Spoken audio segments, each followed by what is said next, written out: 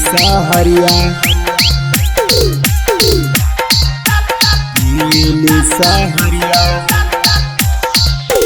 DJ Kundan Raj Shivanshu recording studio बानावर बिशुनगंज। जाहिया से लड़ा लोहल हमरा से नजरिया, जाहिया से लड़ा लोहल हमरा से नजरिया।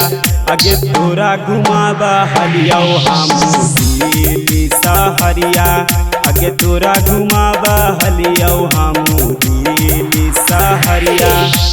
तोरा पीछे कई कितना बुड़लियो हम ना मरिया, तोरा पीछे कई कितना बुड़लियो हम ना मरिया। आगे तोरा घुमाबा हलियो हम दिल्ली सहरिया, आगे तोरा घुमाबा हलियो हम दिल्ली सहरिया। डीजे कुंदन राज सहरिया चीरी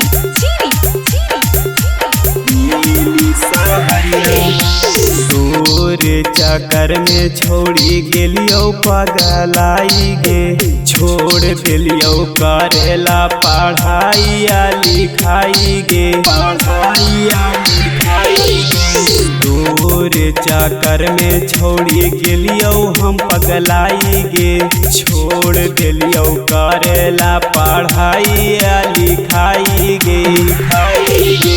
कहाँ मीता एक दिन लेके अइबो बड़ा बड़ पहाड़िया, कहाँ मीता एक दिन लेके अइबो बड़ा बड़ पहाड़िया।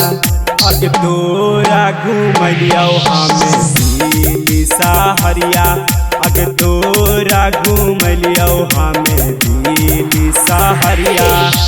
डीजे कुंदन राज सहरिया चीरी सहरिया जनमों से ज्यादा छौड़ी करहियो प्यार गे, अमन सिंह के जिंदगी हो गेलो बेकार गे, हो गेलो बेकार गे। जनमों से ज्यादा छौड़ी करहियो प्यार गे, अमन सिंह के जिंदगी हो गेलो बेकार गे, बेकार गे। कितना तोरा माना हलौ रौशन पूजरिया, कितना तोरा माना हलौ रौशन पूजरिया।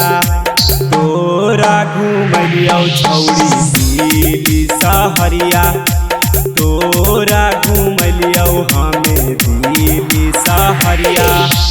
शिवांशु रिकॉर्डिंग स्टूडियो बानावर बिशुनगंज।